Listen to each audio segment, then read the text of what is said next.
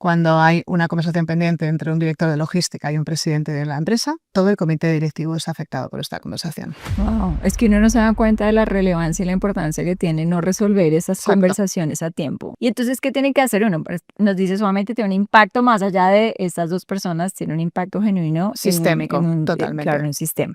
Entonces, ¿qué hay que hacer para manejar una relación, una conversación difícil de manera adecuada? Bueno, pues la respuesta rápida sería darte cuenta que la conversación pendiente casi siempre la tienes pendiente tú contigo mismo. Y yo a veces siento que todos cometemos muchos errores, siendo empresas, siendo líderes, porque a veces en las relaciones o queremos controlarlo todo, o queremos gustarle a todas las personas, o a veces sin quererlo no construimos las relaciones de manera adecuada. Del histórico, ¿no? De lo que llamamos traza relacional. ¿De dónde vienes? ¿Qué relaciones has sostenido? ¿Qué hábitos relacionales tienes? ¿Qué valores te han guiado? ¿Qué decisiones has tomado en tu vida?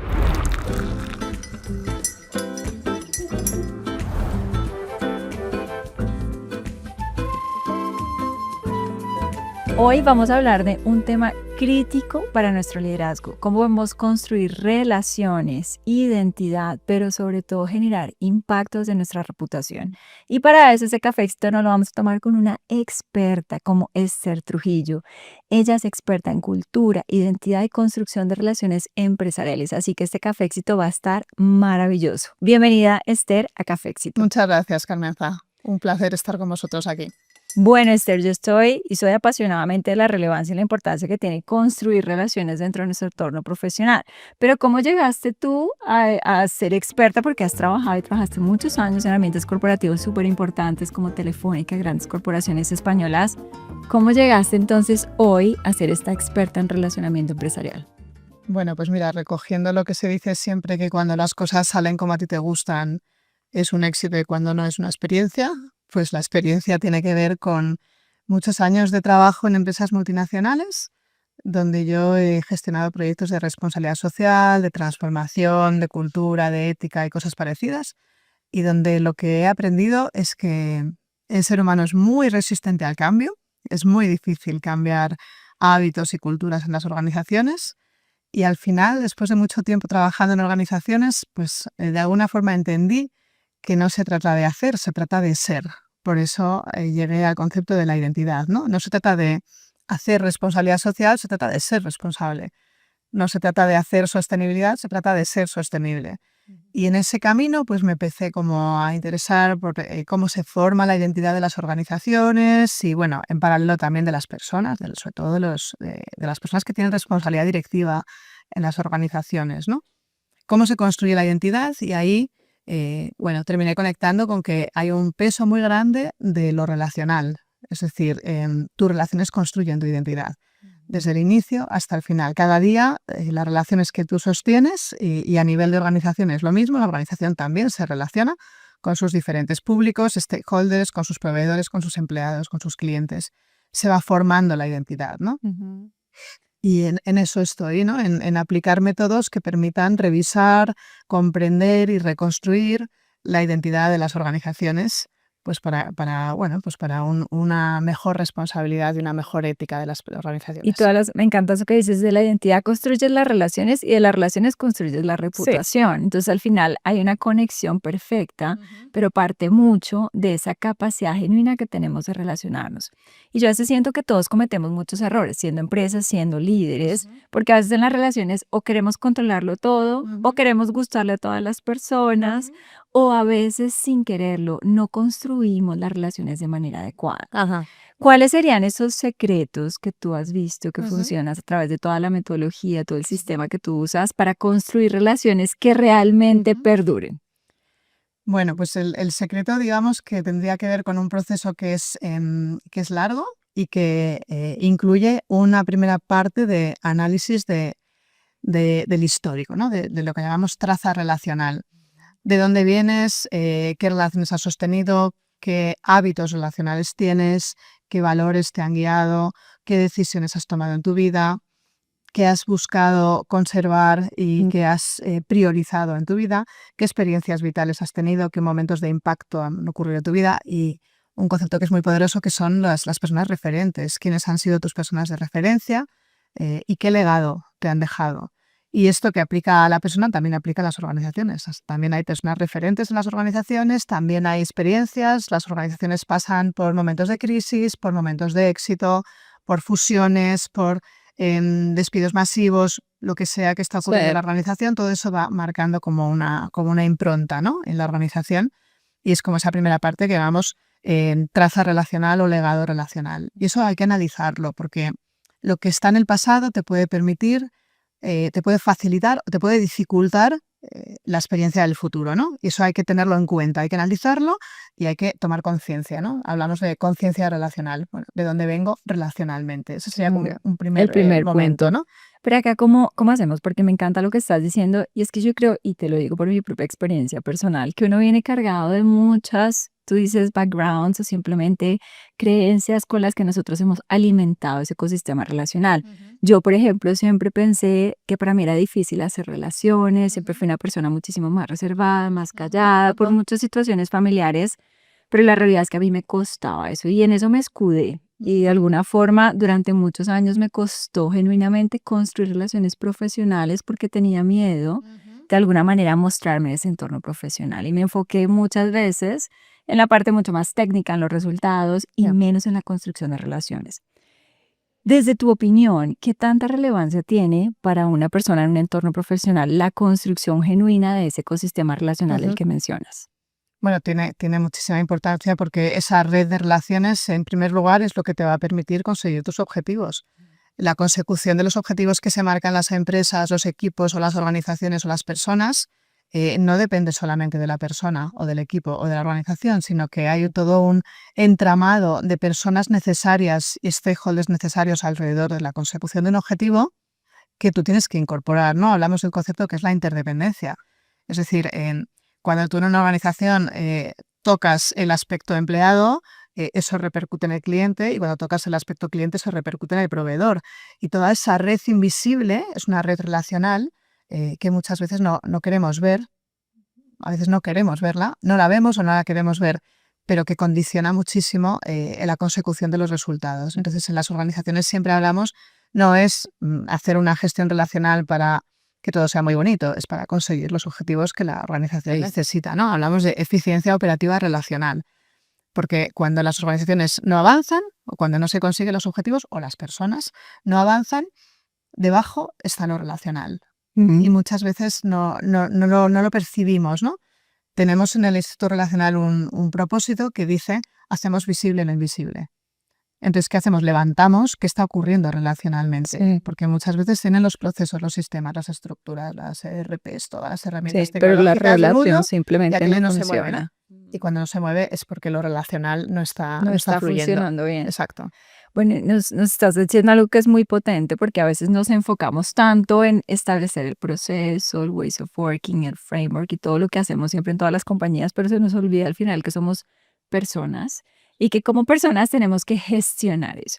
Pero muchas veces se generan esas relaciones desde un lado del interés. Entonces, por eso a algunas personas incluso no les gusta o se sienten incómodas construyendo ese ecosistema relacional porque dicen es que siento que es que se van a aprovechar de mí o yo es que tengo un interés genuino y por eso busco a esta persona. Entonces, no es realmente una construcción de una relación de confianza, no es una relación que se fundamente, yo siempre hablo de la generosidad que es desde tu promesa de valor hacia la otra persona.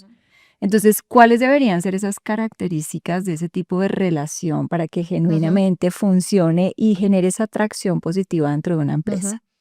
Bueno, el motor fundamental de las relaciones a todos los niveles es el reconocimiento. El reconocimiento es lo que te permite ver a otros, comprenderlos y sobre todo comprender que el otro es otro, distinto a ti, con otros miedos, como le explicabas tú, ¿no? Con otros temores, con otras dificultades. Tú tenías ese temor a lo relacional pensando que los resultados, mi caso puede ser completamente distinto, y en el mundo relacional tenemos la dificultad de ver que el otro viene de otro lugar, que tiene otra traza, ¿no? Esa parte anterior que explicaba, y que no ve las cosas exactamente igual que yo, ¿no? Y eso es lo que dificulta muchas veces las relaciones. Siempre hablamos de que el reconocimiento es ver al otro. Por lo tanto, si yo no reconozco a alguien, lo estoy invisibilizando. Y en las organizaciones hay muchas personas invisibles, hay equipos enteros que son invisibles o que se sienten invisibles. Y eso es el resultado de una falta de reconocimiento. Pero ¿cómo gestionar el reconocimiento de manera adecuada? Porque también hay algunas personas que dicen, no, yo no necesito reconocer o solo reconozco lo que es extraordinario, porque el resto, pues la persona tiene que hacerlo, eso es su trabajo. Entonces yo solamente estoy aquí para reconocer lo que financieramente, incluso financieramente consideramos outstanding. Entonces, ¿qué debe tener un buen reconocimiento para que genuinamente construya esa relación? Bueno, lo que tú explicas es una parte del Sí. reconocimiento, ¿no? Cuando explicamos el reconocimiento decimos hay como 5 pasos, ¿no? 5 elementos. Te veo. Si ese paso no se cumple, tú ya eres invisible para mí. Segundo paso, te miro. Es decir, me fijo en ti, te observo, contacto visual, y no solo visual, sino también de la persona, ¿no? De cómo ves a la persona. Te reconozco, te lo digo, y esa es la parte que tú estás expresando, la expresión verbal de reconocimiento, y te lo demuestro. Porque yo puedo cumplir toda la secuencia, pero si después busco a otro colaborador para ir a la reunión, no te lo estoy demostrando, ¿no? Entonces, toda la secuencia tiene que estar completa. Si yo no te veo, ya eres invisible, con lo cual el resto de la secuencia no está. Si yo no te miro, no voy a poder escucharte con atención, tenerte en cuenta, involucrarte en mis proyectos, en mis cosas. Te lo demuestro. También es como el final de la secuencia, ¿no? Y reconocimiento completo sería entender que mi opinión y mi valoración sobre ti es el resultado de mi historia, no de la tuya. Okay. Desde mi Muy lugar yo hago una potente. valoración de Sí. ti, ¿no?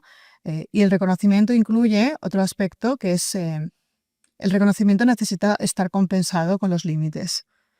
Es un baile entre el reconocimiento y los límites. Si tú me importas, yo te voy a poner límites, porque los límites es lo que protege la relación.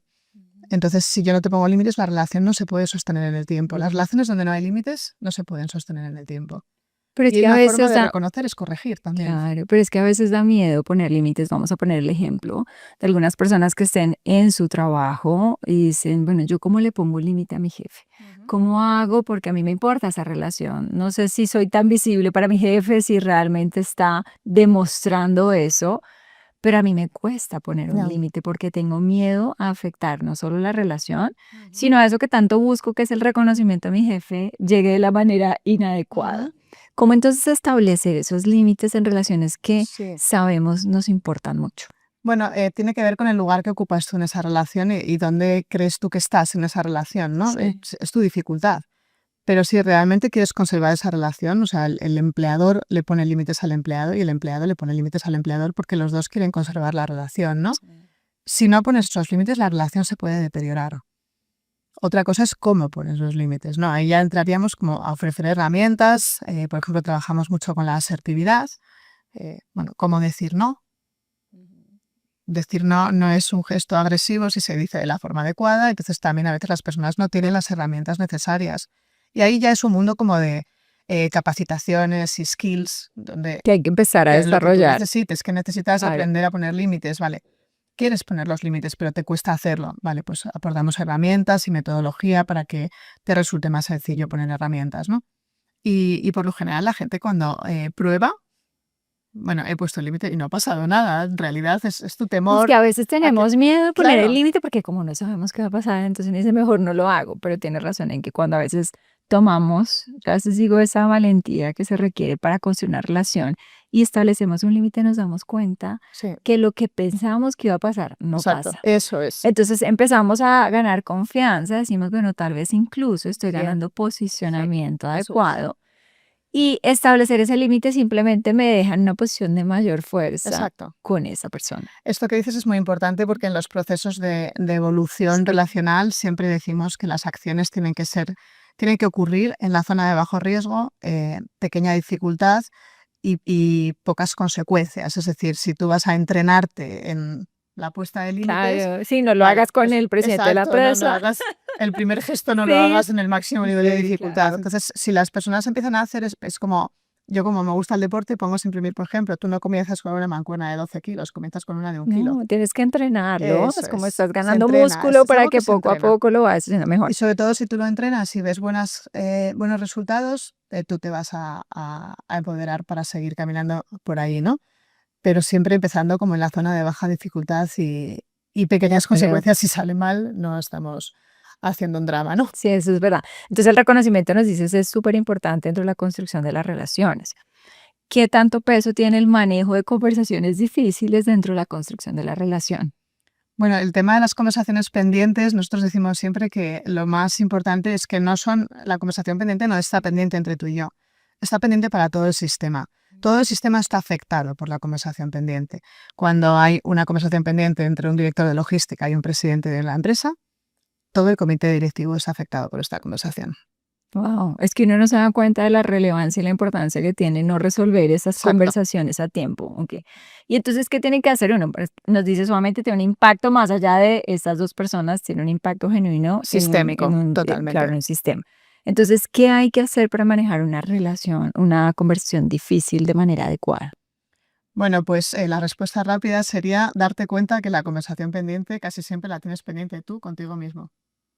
Primero es uno mismo el que tiene que organizar. Tienes que limpiar ahí qué te está Sí. pasando con todo esto y bueno, tenemos una metodología que es bastante útil y bastante potente donde hay como varios pasos y tienes que analizar diferentes cosas y en ese proceso tú te vas a dar cuenta qué te está pasando con esta relación, qué te estás diciendo a ti mismo con esta relación y en realidad el otro no está en la preparación, me refiero, ¿no? El otro está en su lugar y tú estás preparando la conversación y a veces después de prepararla con herramientas potentes, uno se da cuenta que ya no necesita tenerla, porque ya ha comprendido lo que ha pasado, ¿no? Y ya puede mirar al otro de otra manera, ya puede entrar en esa sala de reuniones de otra forma y ya ha levantado como el peso, ¿no? Generalmente las conversaciones pendientes se trata de conflictos no abordados, es decir, dejados ahí Sí. pudrir, ¿no? De alguna forma, expectativas no cumplidas, bueno, y cosas no resueltas en el pasado, ¿no? Pero el tema de las expectativas, por ejemplo, es muy potente. Nosotros siempre decimos la expectativa es tuya. Es como si tú esperabas que yo viniera hoy a grabar este podcast con un ramo de flores y no lo he traído, pero esta es tu Es verdad, es expectativa, esto verdad, no es tiene verdad. nada que ver conmigo, Sí. ¿no? O yo esperaba que me hubieras recibido aquí con unos dulces fantásticos. Bueno, esto es mío, ¿no? Porque el cafecito está buenísimo, Es ¿no? buenísimo, pero es tu Sí. expectativa, es tuya. Claro, es No tiene verdad. nada que ver con el otro. Y muchas veces desde esa expectativa pues yo esperaba que el otro hiciera, yo esperaba que ella me llamara, yo esperara que el jefe me dijera. Esa expectativa es tuya, ¿no? Claro, tienes toda la razón. A mí algo que te escuché en algún momento decir es que tal vez la persona a la que más nos cuesta reconocer es a nosotros mismos. Y a veces cuando las personas incluso nos hacen un cumplido, nos dicen algo lindo, nosotros nos excusamos. Por ejemplo, algo muy básico, me acuerdo que alguien me decía, ay, no, qué linda la chaqueta. Y dice, ay, la compré en el SEI. ¿Qué tengo que decir si la compré en oferta o no? Es como bajando todo lo que uno Sí. tiene porque uno siempre fue educado desde esa humildad. Desde Exacto. decir, no, yo no merezco un poquito ese reconocimiento, yo tengo que hacer todo para decir que es que fue el equipo, que nunca fui yo, que es las circunstancias, que no me lo merezco. Que tuve mucha suerte. Es que fue mucha suerte, lo Sí. que sea. Entonces, ¿cómo empezar uno por reconocerse uno mismo? Porque al final tú dices, si tú no te reconoces a ti, tampoco tienes las conversaciones difíciles contigo mismo, pues es difícil que tengas conversaciones con alguien más. Exacto. Bueno, el tema del reconocimiento es el patrón posiblemente más heredado, más conectado con nuestra traza relacional. Entonces, la forma en que uno ha sido reconocido tiene mucho impacto en la forma en que reconocemos a los demás. Y evidentemente la forma en la que uno no ha sido reconocido tiene mucho impacto en nuestra Mm. forma de reconocer a otros, ¿no?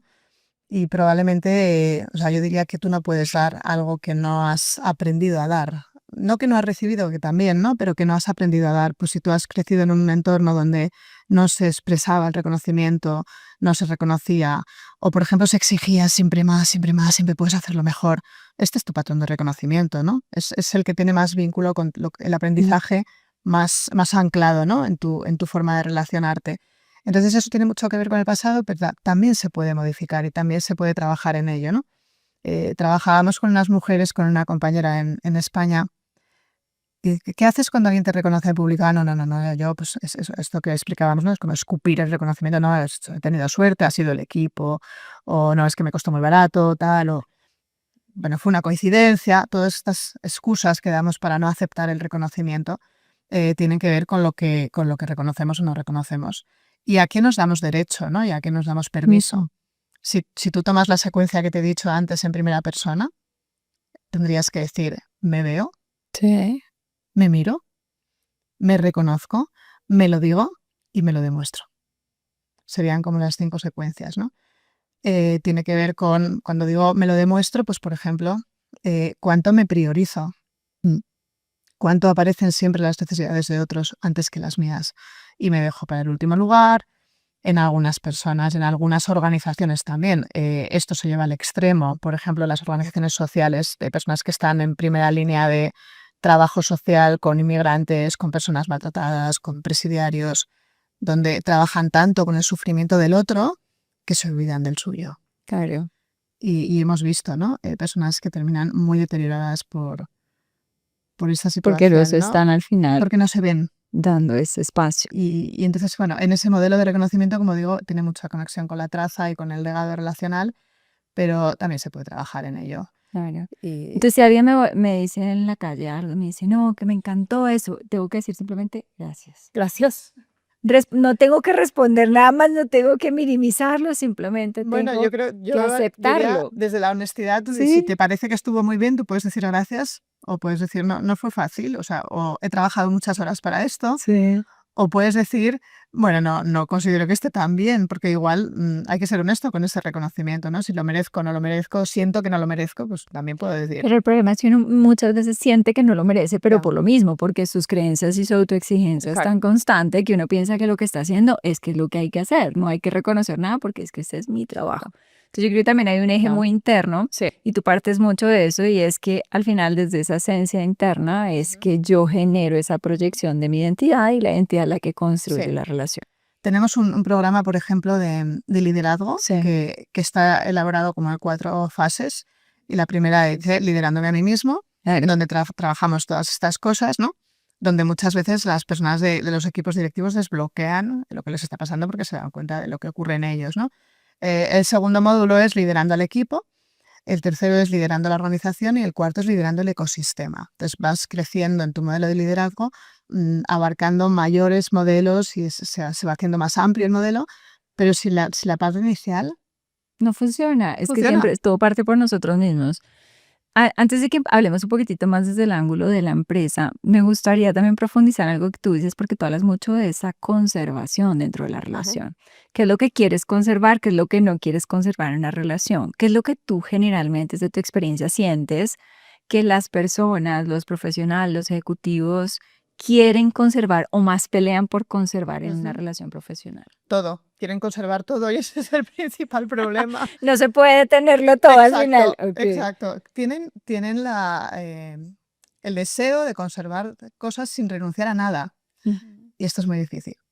Siempre habrá una Siempre renuncia hay una renuncia. involucrada. Siempre hay una renuncia, puede ser más grande o más pequeña, pero siempre hay una renuncia. Y la clave yo creo que está en cómo te relacionas con la renuncia. Sí. No con la conservación, porque si yo quiero conservar ciertas cosas, no necesito gestionar la relación con lo que a mí me gusta. Tengo que gestionar la relación con aquello a lo que tengo que renunciar. Claro. ¿Qué voy a hacer con esta renuncia?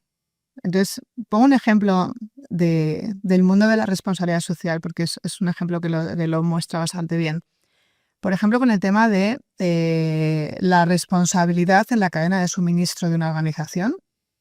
Te vas, por ejemplo, al mundo textil, donde la cadena de suministro se lleva a países del tercer mundo, bajan los costes y allí la mano de obra es mano de obra explotada, puede haber trabajo infantil, o sea, hay una serie de riesgos asociados y hay una ganancia que es la reducción de costes, evidentemente.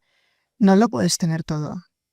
No puedes tener la cadena de suministro más responsable al precio más bajo. Eso no existe. Entonces, Pero es que todo el mundo quiere todo. Claro. Esos grandes jefes, los presidentes, los CEOs, todos quieren todo. sí, Queremos escucha, crecer, queremos ser los más rentables, Sí. queremos ser los más eficientes, todo. recortemos la formación, pero que no se vayan los empleados. Sí. O bajemos los sueldos, pero que se vayan contentos. Bueno, pues igual. Hay que en ser muy algún conscientes punto- que todo implica un punto de renuncia. Y lo más importante es identificar qué es lo que genuinamente queremos conservar para Exacto. que la relación se pueda potenciar. Sí, y después mirar qué renuncias te trae esa conservación, Sí. ¿no? Y trabajar justamente en, bueno, si vamos a llevar la cadena de suministro a Asia, pues cómo podemos gestionar para no incurrir en ciertos riesgos. Entonces, bueno, hagamos, por ejemplo, auditorías con los proveedores o pongamos unas normas a los proveedores para que no hagan ciertas cosas.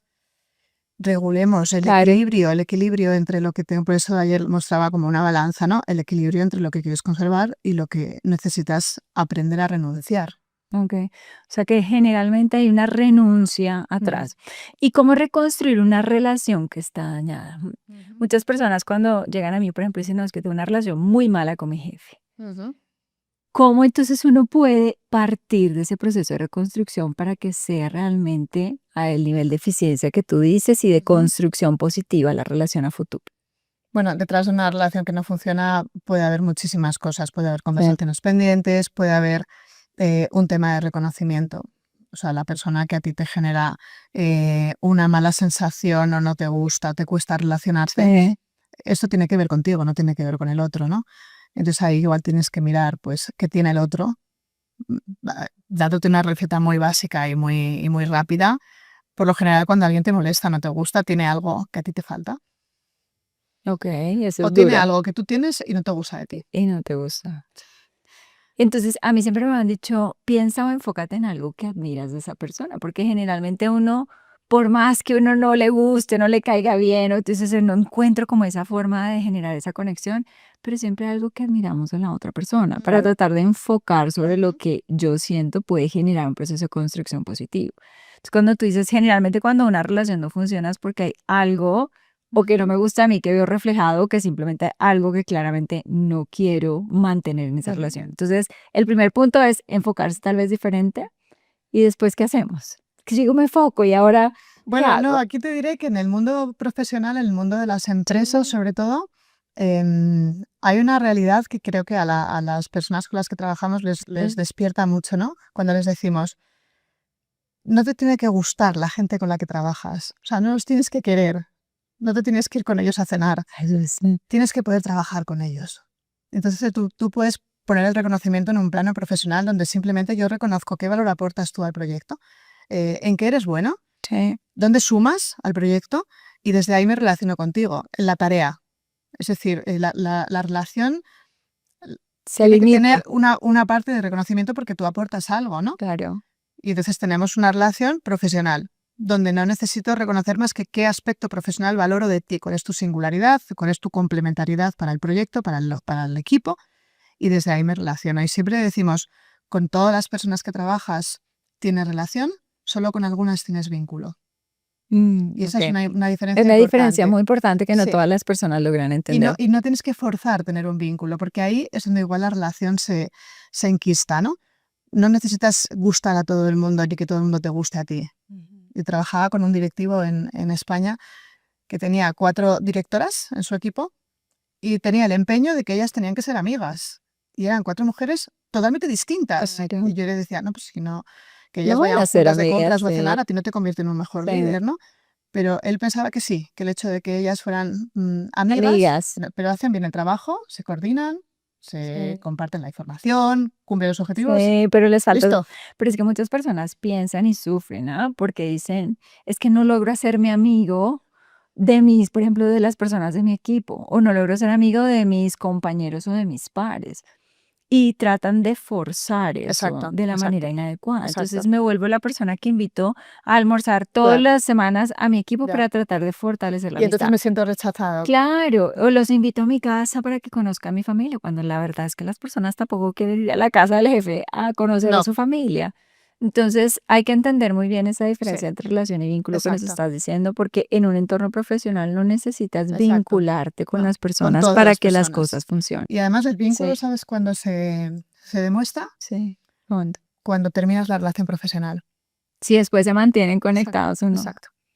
Ay, yo sé, eso es traumático. Ahorita me acabo de tomar el café con alguien y precisamente hablamos de eso, que uno a veces le dedica tanta vida a su trabajo y a las personas de su trabajo, está pendiente, disponible 24/7, lo que se necesite, y uno después sale de ese trabajo y pregúntame con cuántas personas sigue en ese vínculo. Eso es Yo las un tengo indicador contadas, clarísimo, un indicador contadas con las palmas clarísimo. de entonces yo no puede Contadas pero ser. sólidas, porque Sólidas, claro, pues sí, porque hay mucha gente que seguimos conectados, pero con sabemos gente que con la que no somos. trabajaste hace 20 años Claro. todavía mantienes una relación Claro, y te pero la apetece mayoría no, verlos. yo te diría el 90% de las Claro. personas ni siquiera las vuelves a ver, No, pero les has dedicado tu vida entera, y literal, probablemente por los muchos vínculos no son años. con quien tú a lo mejor pensabas que Sí. eran. O sea, porque al poner una distancia física y de contacto diario, ahí se demuestra el vínculo, sí.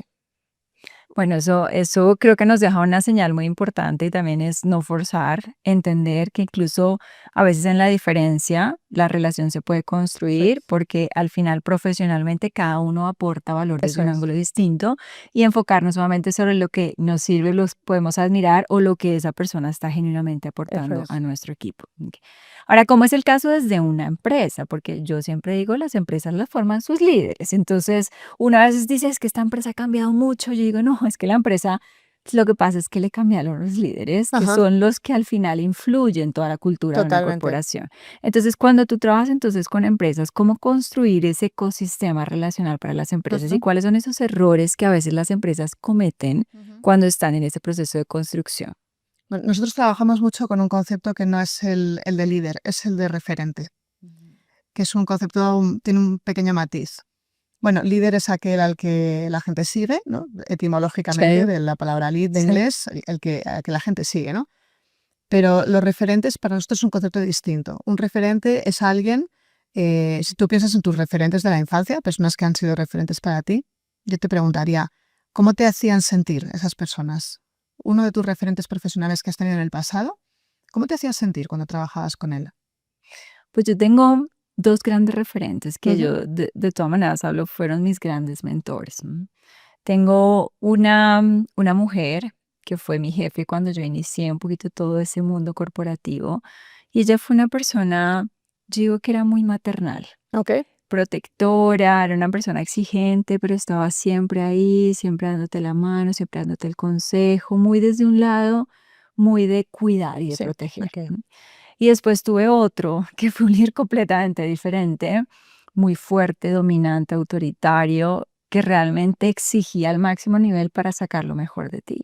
Entonces Ujú, ya no era una líder protectora, sino era un líder que soltaba, pero con muchísima presión ujú, para empujar desde una ok, perspectiva muy distinta. vale. Entonces fíjate que eran componentes Ajá, muy diferentes dentro de vale. esa referencia de liderazgo. Pero ¿cómo te hacían sentir cuando estabas con ellos? Con la que te dije primero que era mucho más maternal y más protectora, no, pues yo me sentía como la hija, como la mamá que me cuidaba, me sentía tranquila, me sentía Ok, segura, sentía que a pesar de que de pronto tuviera algún error, no iba a generar vale. esa intranquilidad.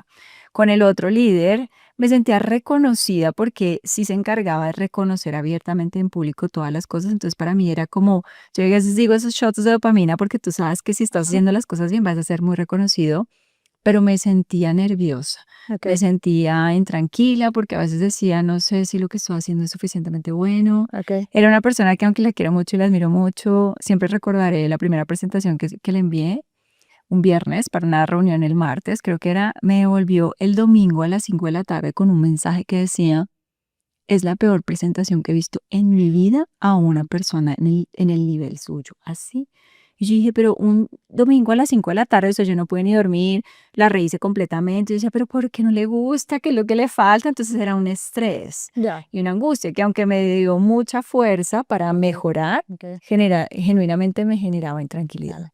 Bueno, los referentes cumplen una condición imprescindible, por eso son referentes, que es que aprendiste de ellos, aprendiste algo, incluso con esa experiencia, desde luego aprendiste. Entonces, por eso son referentes, ¿no? Porque nos dejaron algo, un aprendizaje importante. Pero cuando yo te preguntaba cómo te hacían sentir, al final la pregunta sería si nosotros, como referentes de otros, podemos hacer sentir a la gente cuidados, protegidos, empoderados. Y todo esto lo solemos resumir en tres conceptos, ¿no? Seguridad, futuro y libertad.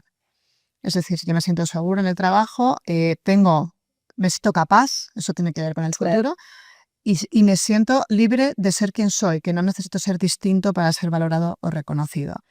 Y eso es la diferencia entre el liderazgo y los referentes, también es que el referente puede ser uno de mis pares o puede ser una persona de mi equipo, no hay una jerarquía como la hay quizá en el liderazgo, ¿no? Más marcada. Y trabajamos mucho con este concepto, ¿no? Y de hecho hacemos un programa que se llama De líderes a referentes. O sea, cómo convertir el liderazgo en ser una persona de referencia para los demás. Y entonces dentro de esas características de un referente, ¿cómo yo identificaría, por ejemplo, si soy líder de un equipo y quiero fortalecer muchísimo más esa identidad, Ujú, esa cultura? ¿Cómo podría identificar a esas personas que potencialmente son ujú. referentes hacia lo que quiero construir? Bueno, ¿qué hacen para hacer sentir así a esas personas, no? Ok. Entonces parte mucho de un poquito los comportamientos que yo Exacto. quiero que en mi compañía, en mi equipo, se puedan sentir, ¿Y ¿sí? qué O modelo vivir. de reconocimiento tengo? Ok. ¿Y qué modelo de reconocimiento sería el óptimo? Porque fíjate que hace poco estaba hablando también con una empresa a la que yo asesoro y generalmente se reconoce lo financiero, el mejor vendedor, el mejor crecimiento, el que tuvo, no sé, consecución de clientes. Pero cuando hablamos de Ujú, comportamientos, había como un signo de interrogante en su cabeza, porque la verdad no se lo había ni siquiera preguntado, decir, ¿cómo yo puedo reconocer, por ejemplo, que yo quiero generar una valentía gerencial, que yo quiero asegurar que las personas se sientan más accountables, responsables y empoderadas de eso lo es. que tienen que hacer, Ujú, o que genuinamente quiero que se fomente un ambiente de innovación ujú, y que al final el error pueda ser ujú, parte de nuestra cultura, ujú. pero no saben Oh, cómo reconocer y ya. cómo crear un sistema de reconocimiento genuino que pueda servir. ¿Qué deberían entonces hacer estas personas? Vale, esto tiene que ver con que muchas veces en las organizaciones no hay un modelo de reconocimiento. Y cuando no existe el modelo de reconocimiento, ahí entramos en lo que sería la cultura de la organización, ¿no? Si yo tengo una identidad, una misión, una visión, unos valores, esos valores generan un modelo de comportamiento de la organización y el modelo de reconocimiento tiene que estar vinculado a eso. Entonces, las personas que más se acercan a ese modelo de cultura y de valores tienen que ser más visibles y más reconocidas, pero tiene que haber una referencia. Es decir, aquí se reconoce algo en relación con un Con lo que punto de quiero, con referencia. lo que quiero Exacto. después tener. Entonces, Ok. bueno, si tú estás aportando, tú eres el Sí. modelo de líder que queremos en esta organización, tú eres el modelo de referente que queremos tener en la organización y entonces serás más visible y más reconocida. El problema cuando no existe el modelo es que a veces se instalan modelos que no son útiles e incluso pueden llegar a ser tóxicos y esos modelos son muy difíciles de desinstalar.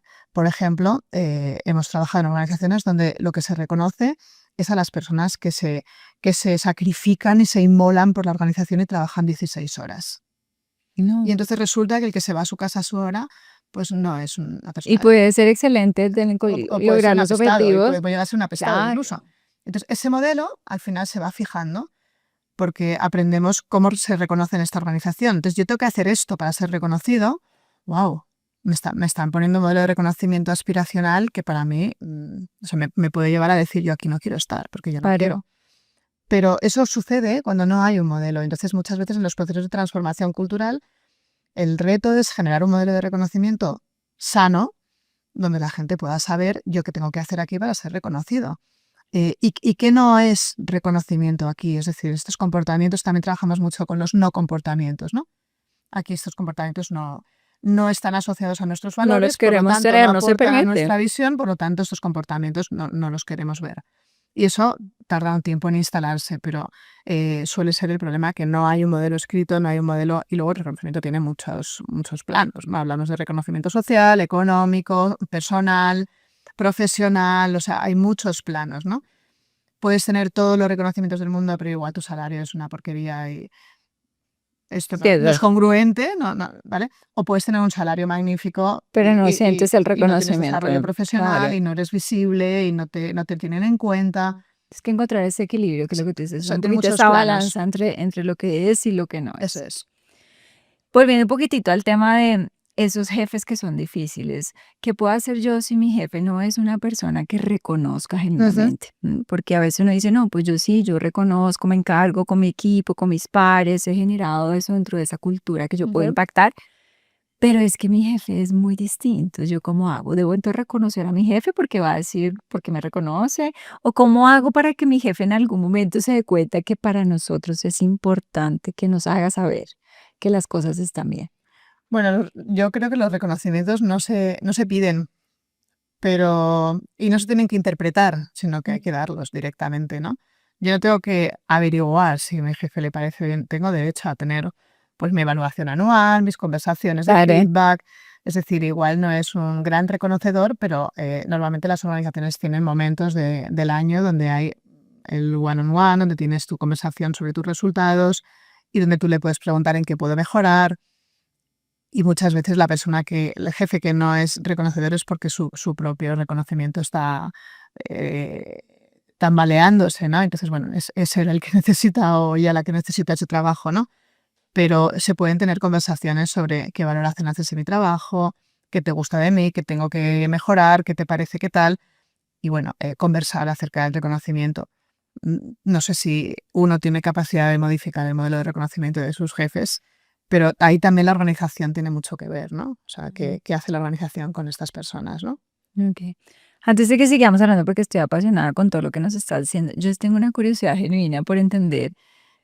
Esther ha tenido una carrera también corporativa súper interesante en grandes compañías españolas. Sé por la historia que tuviste que empezaste también en roles y llegaste a ser pues la gerente de responsabilidad social en grandes compañías como Telefónica. ¿Qué fue lo que generó esa diferencia para Esther? Porque creo que incluso alguna vez oí una entrevista tuya que tu papá a los 17 años te dijo algo que te marcó mucho. Y es que al final, como decimos en inglés, eres un outlier, ¿no? Quiere decir que no te comportas como el resto de las personas y estás un poquitito fuera de esa Sí. estadística habitual.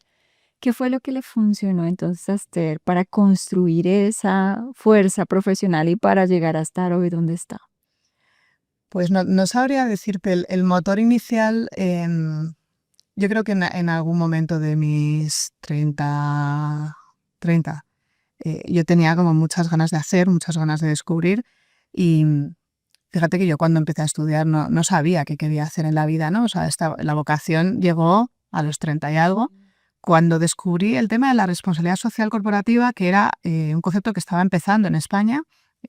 Bueno, en Estados Unidos empezó un poco antes, pero en España empezó después y en Latinoamérica incluso más tarde, ¿no? Esa posibilidad de yo puedo hacer cosas que transformen la forma en que funciona esta organización para que sea más humana, ¿no? Como los libros que yo he publicado, el último libro se titula La sociedad que no quería ser anónima, ¿no? ¿Qué puedo hacer para que esta empresa sea más humana, más consciente de los impactos que tiene, por supuesto en los empleados, pero también en el entorno? Y aquello es algo que de repente descubrí y me atrapó en la posibilidad de que yo pudiera hacer algo para que eso cambiara, ¿no? Ahí me metí y bueno, pues Telefónica me dio, el agradecimiento que tengo grande a Telefónica es que Telefónica me dio muchas oportunidades. Es decir, era en aquel momento, quien quiere ir a Harvard, yo, quien quiere ir a Colombia, yo, quien quiere ir a Perú, yo tenía ganas de hacer y la compañía me daba oportunidades, ¿no? Y ese es el principal agradecimiento que le tengo a Telefónica. Y luego, a medida que fui viajando y conociendo el tema de la responsabilidad social más en profundidad, pues bueno, me anclé ahí y me pareció que era donde yo podía ser como más útil. Y bueno, es un tema que se fue cruzando en mi camino, ¿no? Pero no estaba programado y tampoco te sé decir cuál es el secreto de, bueno, lo relacional al final estaba presente allí, ¿no? Porque Claro.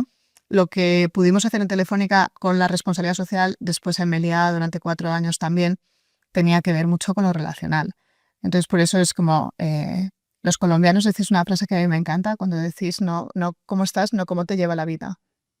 Ay, pero esa no la digo yo, esa es yo siempre digo cómo estás o cómo vas porque ese es muy bogotano. Bueno, pues Pero el cómo cómo te te lleva lleva la la vida vida, es como la vida te llevará donde te crees que es vas, verdad, pero eso es verdad que la vida me te gusta, lo va. voy a empezar a adoptar.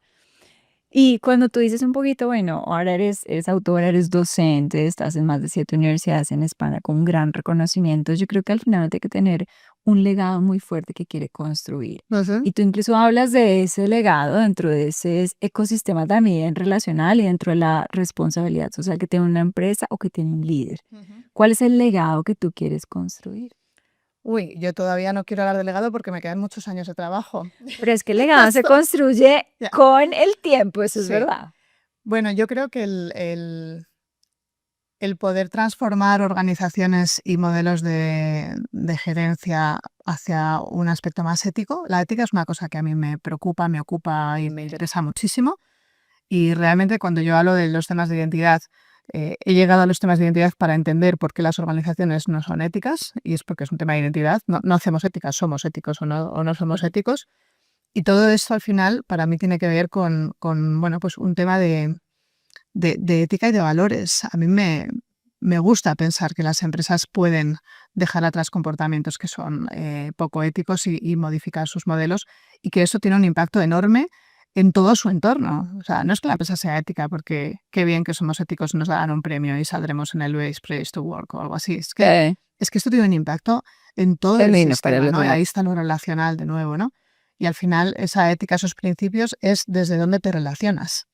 Y te relacionas desde ahí y eso tiene un efecto mancha de aceite donde el impacto Ayer cuando hablábamos del tema del impacto, siempre queremos tener impacto, no queremos tener impacto positivo, porque el impacto puedes tener, pero también puede ser negativo, es verdad. seguro, Tienes toda la pero que razón. ese impacto sea positivo en toda la red relacional que está alrededor de la empresa, para mí es algo muy importante. Y al final, en plan tangible, pues yo he hecho como 10, 12, 15, no sé cuántos códigos éticos de empresa.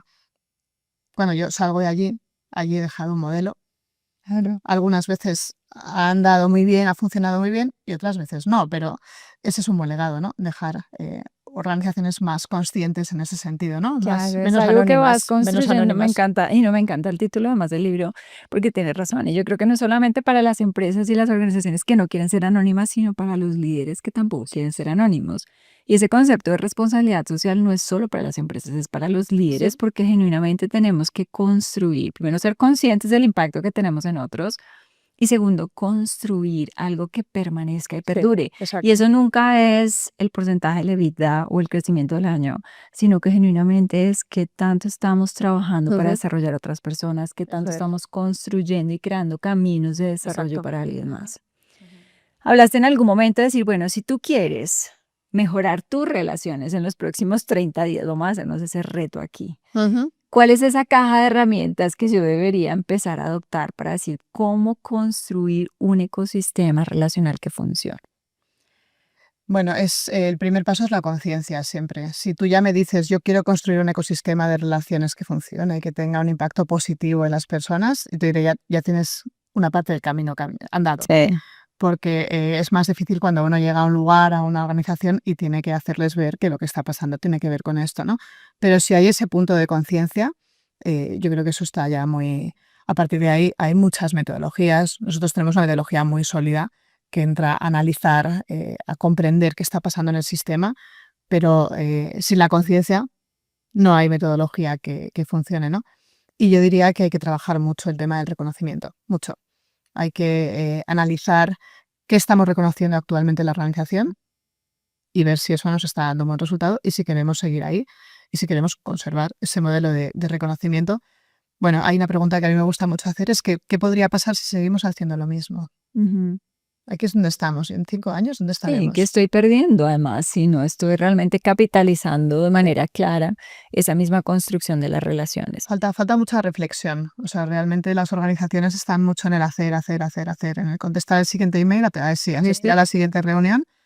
Cuando consiguen parar a reflexionar, pasan cosas maravillosas. Pero, Pero a veces es muy tarde porque no paran. exacto, Yo a veces digo que hay que parar para antes de que acelerar. se encienda la alerta. Exacto. Entonces el problema es que estamos tan metidos en la operación y en el día a día que los líderes no están teniendo tiempo de pensar genuinamente en dónde construir algo Eso es. que literalmente tenga mayor impacto para la compañía o para su entorno. Y cuando algo no funciona, raramente van a pensar que es la relación. Sí, claro.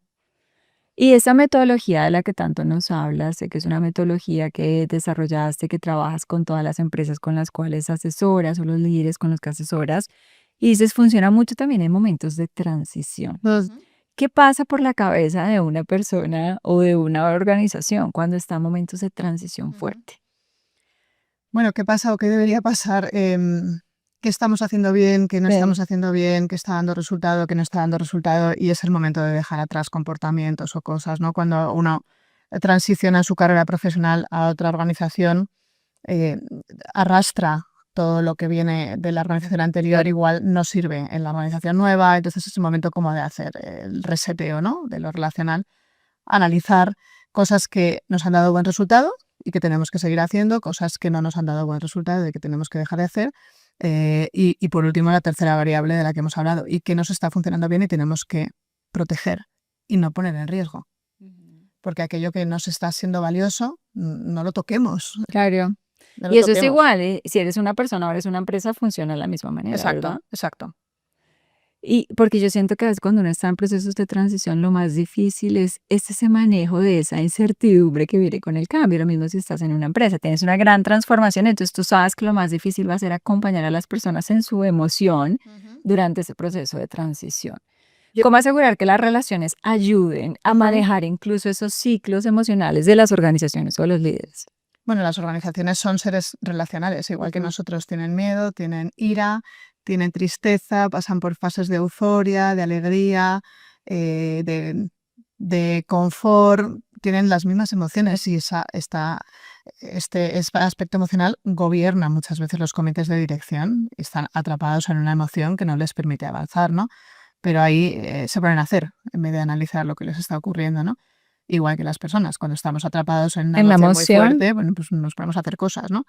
Pero yo creo que la clave es parar, la clave es parar. Y no es fácil, ¿eh? No es fácil parar y analizar y sobre todo cuando miramos lo que hemos estado haciendo, tener la humildad y la autoconciencia de decir esto no podemos seguir haciéndolo, claro. no nos está dando resultado. Mm. No nos está dando resultado relacionalmente, porque económicamente igual nos está dando un resultado buenísimo. Pero en los procesos de transición, mi experiencia dice que lo que más les cuesta a las organizaciones no es comenzar a hacer, es dejar de hacer. Y ahora que hablas un poquitito de las emociones, ya estamos casi llegando al final de ese cafecito que ha estado buenísimo, pero eso de las emociones despierta una curiosidad también en mí para preguntarte algo. Yo he visto muchas personas, incluso hablábamos del caso de una persona cercana a mí, que tuvo un divorcio y desde el odio y la venganza de su pareja, esa persona lo ha perdido todo, literalmente perdió el amor de sus hijos, perdió su trabajo. De algún momento es como que su vida y su mundo se destruyó. ¿M? Y a veces no es nuestra pareja, a veces es nuestro jefe que actúa desde una manera negativa, con una emoción que no es la correcta, o a veces soy yo que con mis pares tampoco estoy comportándome con una emoción positiva. ¿Cuál es el impacto que tú ves o cuáles son como esas emociones más negativas y el impacto que tienen esas emociones en ese proceso de construcción? Bueno, las emociones yo creo que no son malas o buenas, son las que son. Y hay que entender por qué llegan y qué mensaje nos envían, ¿no? Pero en el mundo corporativo sí que creo que hay como emociones que no están permitidas. ¿Cuáles serían esas Corporativamente, por emociones? ejemplo, el miedo El miedo no está permitido. no está corporativamente permitido. Es decir, Sí. un CEO no puede llegar a un comité de dirección diciendo, señores, estoy muerto de miedo Sí. porque las ventas están cayendo. Pero está muerto del miedo, pero no Sí. lo pueden decir. No, Entonces, ¿qué tienen que hacer? entonces ¿qué harán? Se enfadarán. Entonces Sí. lo que van a mostrar es enfado o van a mostrar otro tipo de cosas, ¿no? O incluso Entonces se se van a transforma la emoción en sí, ese caso, ocultan la emoción con otra, ¿no? con O otro. se ponen enfermos directamente. Pero los comités de dirección, yo he visto muchas situaciones donde hay miedo y son miedos razonables, porque el mercado ha colapsado, porque hay una guerra en Ucrania, porque no sé qué, porque los aranceles, porque tal, y tenemos la opción de tener miedo. Normalizar eso en las organizaciones es difícil. Es difícil ya normalizarlo en las personas muchas veces, con las organizaciones mucho peor, porque son 12 personas sentadas en una sala, Claro, ¿no? Y cada están una con su esperando que emoción. tú además les des, por ejemplo, una dirección en este caso. Entonces, claramente, el miedo, tú dices, se transforma O en la enojo. tristeza, o la tristeza. Am- La tristeza se transforma en apatía y en estancamiento, ¿no? Y se quedan ahí como estables, pero una estabilidad Pero no mala, ¿no? Una están, estabilidad. no están felices, no dan su 100%, viven como en un poquito de una desmotivación. Bajas por salud mental, Claro. problemas de rotación, o sea, al final todo esto va a la cuenta de resultados muchas veces, ¿no? Y muchas veces el origen hay un origen claro muchas veces en la falta de información y de comunicación clara. Una organización que pueda decir, estamos muy preocupados porque ha pasado esto y esto es lo que la empresa va a hacer y esto no es lo que no vamos a hacer. Y entre eso da claridad y las personas, bueno, pues salen un poco de esa incertidumbre, ¿no? Que tú decías y tienen una referencia pero también les cuesta comunicar a veces, ¿no? Mm. Bueno, me encantó eso que dijiste, que hay muchas emociones que corporativamente no se aceptan y tienes razón. Yo conozco muchos jefes, también estaba hablando recientemente de uno, que simplemente el resultado no viene bien y es una persona que se convirtió en una persona tóxica para su compañía. Entonces, en vez de volverse positivo, entró a controlar de más, fuerte, autoritario, dominante, Muerto de miedo, pesado. muerto de miedo. Está muerto el miedo, pero obviamente nunca va a decir estoy muerto del miedo, me siento muy inseguro, sino que simplemente sale de alguna manera, a reprender a toda una organización. Y eso no moviliza, la gente está cansada, la gente no entiende por qué esta persona reacciona de esa manera, pero no puede parar. Es algo que al final tú dices simplemente está reflejando algo que hay, una emoción más profunda que simplemente corporativamente se Sí, penaliza de sí, alguna manera. exacto. Entonces, ¿qué debo hacer? Si yo soy el CEO, debo salir a decir estoy muerto del miedo porque Ya. eso nunca va a pasar. ¿Cómo mostrar esa vulnerabilidad en esa Bueno, eso tiene relación? mucho trabajo, pero también hay organizaciones que penalizan la alegría. Ujú. También, ¿eh? No, esa no me ha Sí, tocado a mí, ¿en serio? también, ¿La has ¿no? visto? Sí. O sea, no se lo pueden estar pasando bien porque si se lo están pasando bien, no están produciendo. Ay, bueno, sí, es verdad. Bueno, es que Eso también también. tienes toda la razón, porque hay tantos, yo a veces digo que tantos paradigmas y tantos estereotipos que nos hemos puesto dentro de lo que corresponde y no Sí, corresponde sí, en un entorno exacto. corporativo, que eso genuinamente O, está afectando o el nuestra enfado, relación. la ira, Sí. y estamos enfadados con el proveedor, ¿no? Pero no digamos nada, porque tal, porque bueno. Y evitación del conflicto, porque todo esto tiene que ver también con cómo gestionamos el conflicto, la discrepancia. Bueno, pues estamos en desacuerdo, pero eso no porque te tenga que generar una guerra, ¿no? Claro. Bueno, pues mucho entonces que aprender. Bueno, Esther, a mí me ha encantado ese café, la verdad es que me lo he disfrutado Muchas mucho. gracias, Muchas yo gracias también. por compartir tanto conocimiento, porque creo que a todos nos has dejado mensajes muy poderosos, muy potentes. También de soltar mucha carga emocional para Ujú, transformar nuestras ujú. relaciones de la manera correcta, porque las relaciones y el ecosistema relacional son indispensables para nuestro éxito profesional. Totalmente. ¿Qué diferencia has visto, solo para preguntar esta última curiosidad que tengo, qué diferencia has visto en el proceso de construcción de relaciones entre España y Latinoamérica? Pues precisamente el tema de la emocionalidad. ¿Somos muy emocionales los Mucho más, latinoamericanos? o sea, es mucho más Sí, visible la emoción sí. en los países latinoamericanos, según mi experiencia. No hago una valoración de si es bueno o es malo, pero es mucho más visible la emocionalidad y también creo que los latinoamericanos tienen mayor dificultad para confrontar. Esto no, Nos cuesta generar sí, conflicto porque sí, siempre queremos ser amor y paz y exacto. fiesta. Pues desde esa emocionalidad, desde ese amor, Sí. pues os cuesta más el Yo conflicto, sé, ¿no? cuesta mucho, pero y fíjate que lo que acabas de decir tiene mucho que ver también porque a veces tenemos jefes, nosotros somos, por ejemplo, colombianos y resulta que tengo un jefe alemán o un jefe español que es mucho más fuerte o tengo un jefe de Estados Unidos o a veces me toca un jefe de la India. Y eso también cambia mucho en el aspecto de construcción de la relación, Sí, porque es que yo quiero que me traten como me trataría el sí, otro colombiano, el otro latino, que todo sí, es amor, reconocimiento, tranquilidad, y resulta que acá hay sí, otro tipo de sí. contextos culturales que influyen. ¿Cómo empezar a leer mejor esos contextos culturales para afianzar la relación de una manera más fuerte? Sí, tenemos una metodología específica para las relaciones interculturales que es súper interesante porque hay como 6 indicadores de, como de valoración en esta Sí. cultura, estos indicadores dónde están, y cuando tú comparas, por ejemplo, España con Colombia o Colombia con Alemania, ves dónde están las diferencias. Y eso te da herramientas para poder abordar la relación desde otro lugar, ¿no? Por ejemplo, si tú sabes que el alemán es muy directo, y tú no eres muy directa, tú cuando vayas a conversar con él, tú ya tienes que ir No, pues preparada tienes para que esto. ser directo, Exacto. tienes que, de alguna manera dicen por ahí que la comunicación parte de la asertividad es entiende la audiencia y moldea tu mensaje de acuerdo a la Pero audiencia. ese, por ejemplo, es un indicador de diferencia cultural. El nivel de, bueno, los americanos dicen directness, o sea, cómo Sí, de qué tan directo directo eres eres, en sí. la relación. Si tú comparas a Japón con Alemania o Oh, India con España, pues ahí ves la diferencia, ¿no? Entonces, eso es lo que hay que gestionar, ¿no? Pero, de nuevo, también por ir al tema que concluye, es un tema de reconocimiento. El otro está allí, el otro está con su directness allí y tú sí, estás en otro lugar. claro. Entonces, eso en la relación está presente, ¿no? Mejor dicho, una palabra con la que voy a cerrar este café que se llama reconocimiento, la importancia de reconocer, que además esa palabra que es divina porque, ¿cómo es? De derecha a izquierda. Palíndromo, Exactamente, se se lee lee igual. igualito, mejor dicho. No hay pierde, no hay pierde aquí con esa palabra. Exacto. Reconocer es demasiado importante en nuestro liderazgo y yo creo que lo que tú dices también, qué queremos conservar y qué no Ujú, queremos conservar en una ujú. relación.